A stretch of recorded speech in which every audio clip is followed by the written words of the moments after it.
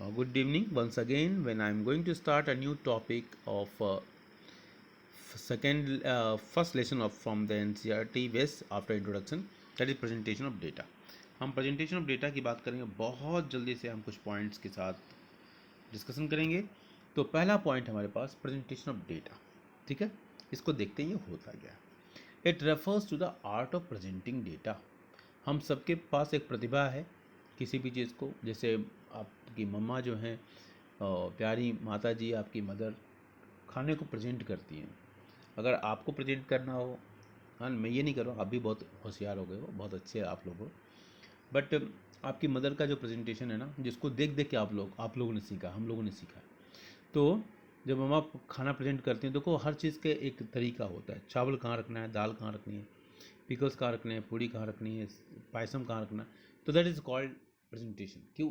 Everything has a proper place where things are to be kept so that the जो भोजन करने वाले हैं उनको असुविधा न हो, उनको आसानी हो, उनको अट्रैक्टिव लगे, खाने का स्वाद बढ़ जाए। तो दैट इज़ अबाउट प्रेजेंटेशन। उसी कॉन्सेप्ट को हम यहाँ स्टार्ट में यूज़ करते हैं कि how to present the data.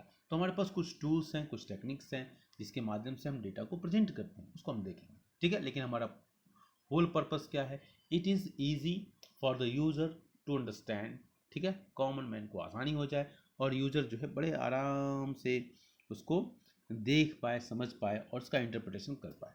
Forms of presentation of data, उसके क्या फॉर्म्स हैं? टेक्सुअल है, जैसे हम और आप कभी कभी डेटास को बोलते हैं। हमारे क्लास में 25 बच्चे थे, उसमें से 10 लड़के थे और बाकी सब लड़कियां थी। लड़कियों ने सारे आम खा गए, लड़कों को कुछ नहीं मिला। मान लो एक एग्जांपल देगा। तो इतनी सारी जो कहानी तुम लोगों ने कहा, तो वो क्या है? ये टेक्सचुअल फॉर्म है, ठीक है। इसी को हमने कहा डेटा बना लिया। Total number of student 25, boys का एक अलग कॉलम बनाया, गर्ल्स का अलग कॉलम बनाया, बॉयज़ का नाम लिख दिया और उसके number of mango eaten 000, girls का लिखा 3 5 4 3 कर लिया। That is called tabular presentation. मतलब रोज एंड कॉलम्स में डिवाइड कर दिया उसको। In the tabular presentation data are presentation in rows horizontal. Rows कैसे होते हैं? हॉरिजेंटल, ठीक है। और कॉलम्स कैसे होते हैं? Vertical. Tabulation is the process of presenting the data in the form of table. समझ में आ गया बेटा? हाँ। डायग्रामेटिक और the graphical presentation of data, ठीक है। डायग्राम से और ग्राफ के रूप में हम डेटा को कैसे प्रेजेंट करेंगे? That is very good question. Data presented in a simple and attractive manner, ठीक है। आपको क्या करना है? बचपन में आपने बहुत तरह की वो मिठाइयाँ खाई होंगी लंबी लंबी। आजकल भी बच्चे कैडबरीज का चॉकलेट खाते हैं, कुछ पतला जो बार्स है ना, कौन कौन सा बार कहा जाता है चॉकलेट का। तो वो बस वही वही पढ़ाई करनी है आपको, ठीक है। एक बार चॉकलेट खाना और पापा से कहना है कि पापा ये क्या है? ये हमारा बार डायग्राम है, ठीक है। और मैं इसे पढ़ाई कर रही हूँ, टीचिंग एड ठीक है। तो data presented in a simple and attractive manner in the form of diagrams is called a diagrammatic presentation of data. Diagrammatic presentation of data translates quite effectively. बहुत ही आसानी तरीके से छोटे बच्चे को समझाने में कितनी आसानी होती है। बट बच्चे से पूछो कि बड़ी सी लकीर कौन है, बड़ी सी लाइन कौन है, बता देगा। छोटी लाइन कौन है, तो बता देगा। कौन सा चॉकलेट लोगे, बच्चा बोलेगा जो बड़ा। समझे? ऐसे करते हैं बच्चे। इसलिए कभी कभी बच्चों को कौन सा नोट चाहिए, कौन सा क्या चाहिए, तो बोले बड़ा। वो तो कितना बड़ा कहते हैं? बहुत बड़ा। तो उस तरीके से वो इंटरप्रेट करते हैं। तो वो कितना आसान है। छोटा बच्चा इवन जो गोद में खेलने वाला जो बच्चा है वो भी उससे पकड़ लेगा। तो मतलब समझ लो कि कितना आसान हो जाएगा हमारी पढ़ाई। तो डायग्राम्स क्या है, एक बार फिर रीड कर लेते हैं। Data presented in a simple and attractive manner in the form of diagrams is called diagrammatic presentation of data. तो diagrammatic presentation of data translates quite effectively, बहुत ही आसानी से। मतलब नर्सरी वाले बच्चे की कहानी में बता दिया आपको कि वो बच्चे कैसे पकड़ लेते हैं बड़े आराम से, ठीक है। The highly abstract ideas contained in a numbers into more concrete and easily comprehensible form। बहुत ही सॉलिड तरीके से, कंक्रीट सॉलिड तरीके से, इजिली कंप्रेशन मतलब आसानी से उसका इंटरप्रिटेशन किया जा सके, इस तरीके से वो प्रेजेंट हो जाता है, ठीक है। तो हमारे पास फॉर्म्स ऑफ प्रेजेंटेशन क्या क्या हुआ? टेक्सचुअल, जिसको डिस्क्रिप्टिव प्रेजेंटेशन कहते हैं, टैबुलर रो एंड कॉलम में, और डायग्रामेटिक और ग्राफिकल प्रेजेंटेशन जिसकी चर्चा अभी हमने किया। इसका essential parts of the table, कौन कौन से इसेंशियल पार्ट हैं? टेबल नंबर है, टाइटल ऑफ द टेबल है, कैप्शंस और द कॉलम्स है, हेडिंग्स है, steps, row, headings, body of the table, ठीक है, body of the table, stubs, row headings, body of the table, units of measurement, okay. और क्या है, यूनिट्स ऑफ मेजरमेंट हो गया, सोर्स ऑफ सोर्स नोट है और फुट नोट। देखो अब ये मैं कह रहा हूँ, ये जितने भी आपने पढ़े ना, टेबल नंबर से लेके title, caption, stubs, body, units of measurement, source of table and footnote, ये जितनी चीज़ें आपने पढ़े, अगर इसका टेबल बगल में रख लोगे, डायग्राम बना हुआ टेबल का रख लोगे, 2 बार टेबल पर प्रैक्टिस कर लोगे डायग्राम बनाने का, तो ये essential parts of the table बहुत जल्दी याद होगा। ऐसे याद करोगे तो भूल जाओगे। तो बगल में डायग्राम बना लेना, है ना, बैक बुक में दिया हुआ है, उसको देख लेना, ठीक है, और उसको उस तरीके से याद करना। मेरी बात समझ में आ गई? ठीक है, हाँ, ब्लैंक ले लेना, ब्लैंक शीट में, उसमें जो ब्लैंक टेबल होगा, और उसको फिर बाद में उसको ये कहाँ पर फुट नोट लिखा जाएगा, कहाँ सोर्स नोट होगा, टाइटल ऑफ द टेबल कहाँ कहाँ लिखा जाएगा, टेबल नंबर कहाँ होगा, बॉडी ऑफ द टेबल क्या होगा, ये सब सारे मार्क कर लोगे तो बड़े आराम से आपके दिमाग में बैठ जाएगा। Types of diagrammatic presentation. Diagrammatic presentation can take the following forms. Geometric diagrams. Geometric diagrams कौन कौन से हैं? इस बार डायग्राम में ज्योमेट्रिक डायग्राम्स, हाँ, yes it is geometric diagrams, okay, so you can do that, you can get the MCQ question out from here. These are those diagrams in the which data are presented in the form of bars or rectangles, ठीक है। तो bars और rectangles, they are the examples of what kind of, they are the bar diagrams, ठीक है, but the example of geometric diagrams, so they are, okay, there are 5 types of bar diagram। हमारे 5 types है भाई। चलो देखते हैं कौन कौन से हैं। सिंपल बार डायग्राम, मतलब सिंपल बार खा लिया, ठीक है, कौन सा, 5 स्टार का एक बार खा लिया, ओके, याद हो गया, simple bar, okay. Are getting point? Getting point बेटा?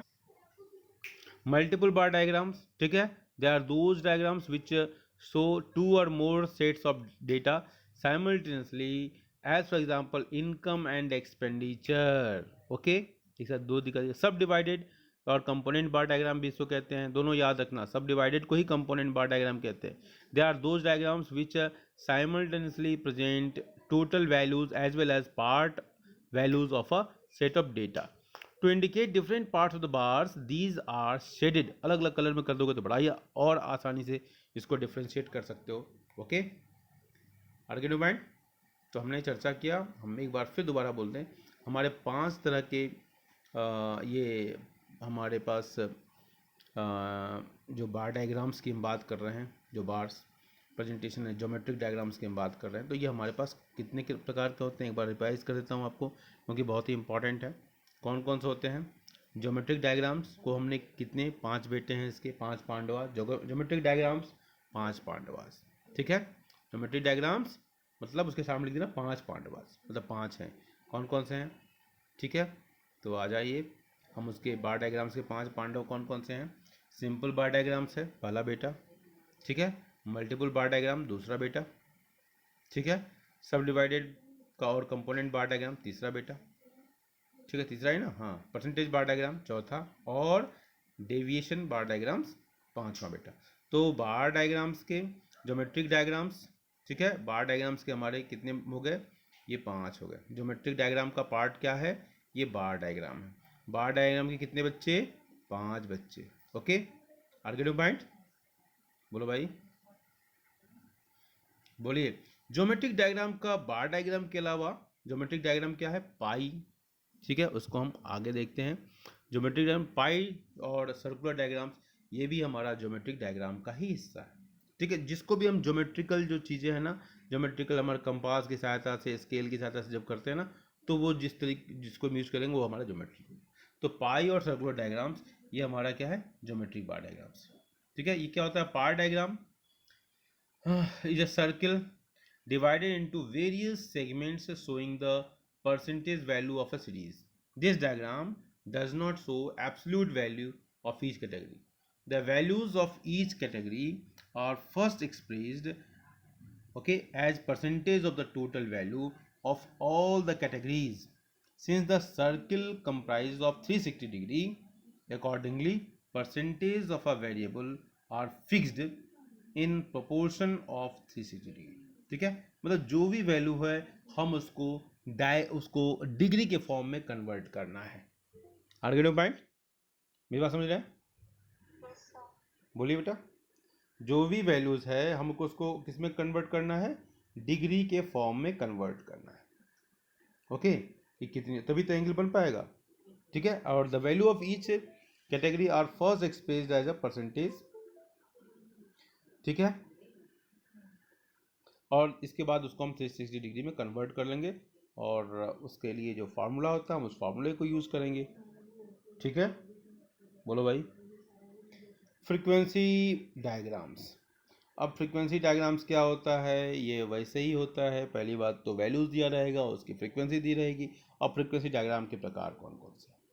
ठीक है, तो फ्रीक्वेंसी डायग्राम्स का जो प्रकार है, फ्रीक्वेंसी डायग्राम्स में से हिस्टोग्राम ही हमारे सिलेबस में है, इसका ध्यान रखना।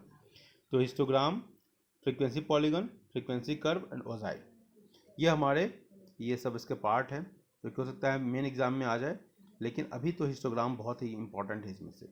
तो they are as follows. Histogram क्या है, हिस्टोग्राम इज, हाँ, हिस्टोग्राम क्या है, 2 dimensional diagrams which represents a continuous distribution. ध्यान रखना, कंटिन्यूअस, 0 to 10, 10 to 20, 20 to 30, 40, ऐसे करना। तो कंटिन्यूअस है ये, इसका ध्यान रखना। आर्ग्यूमेंट, बोलो भाई। हाँ, इसको याद रखिएगा। हम एक्स एक्सिस पर इसको हम 0 to 10, 10 to 20 वैसे फिगर्स लेते हैं, और फ्रीक्वेंसी को हम वाई एक्सिस पर लेते हैं। Frequency polygons present presentation of the frequencies in the form of rectangles and joining the midpoints of the top side of the consecutive rectangles is known as frequency polygon। इसको हमने थोड़ा सा देख लिया। Remind, basically हमारा क्या है, ये हमको अभी इसकी ज़रूरत नहीं है इस एग्ज़ाम के पॉइंट ऑफ व्यू से अगर हम बात करें तो। फ्रीक्वेंसी कर्व, आप इसको ध्यान में रखना, बस किसी एग्जांपल बस याद रख लेना, क्योंकि डायग्राम्स, ये हम इसके डायग्राम्स वगैरह नहीं आएंगे इससे क्वेश्चंस।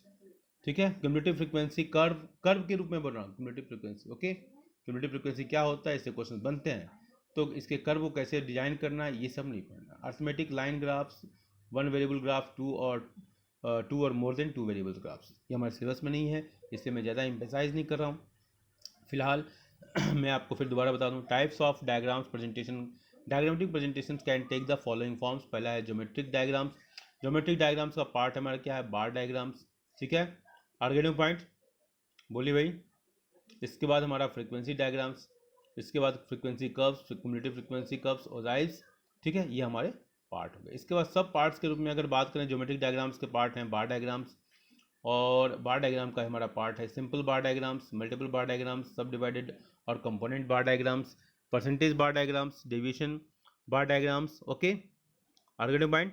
पाई जो डायग्राम्स है उसको कैसे बनाते हैं, ये इंपॉर्टेंट पार्ट है कि इसको कैसे डिजाइन करते हैं, सर्किल बनाते हैं इसको, और सारे वैल्यूज़ को हम परसेंटेज फॉर्म में उसको पहले इक्वल कर लेते हैं 360 डिग्री के, और इसके बाद हम उसको कन्वर्ट करते हैं, इतना परसेंटेज टोटल वैल्यू का इतना, मतलब जो भी वैल्यू है उसको हमने इक्वल कर लिया, 100 के बराबर कर लिया, फिर उसको हमने कन्वर्ट कर दिया कि 100 में से इतना है, इससे 360 डिग्री में कितना होगा। अगर आर्गुमेंट पॉइंट, ये सिंपल यूनिटरी मेथड का कॉन्सेप्ट हो जाएगा, हिंदी में कहें तो एक एक नियम। ओके, इसके बाद फ्रीक्वेंसी डायग्राम्स में आता है हमारा हिस्टोग्राम। फ्रीक्वेंसी डायग्राम्स के और भी एग्जांपल है जो आपके स्क्रीन पर दिखाई दे रहे हैं, फ्रीक्वेंसी पॉलीगॉन से लेके फ्रीक्वेंसी कर्व और ओजाइव। ठीक है, लेकिन हमारा हिस्टोग्राम काम की चीज़ है। हिस्टोग्राम क्या होता है, 2 डायमेंशनल डायग्राम है, एक मार्क्स का क्वेश्चन यहाँ से निकल के आता है, हिस्टोग्राम इज 2 डायमेंशनल और not. Okay, then frequency polygon. तो I hope this is very much clear to you dear, thank you.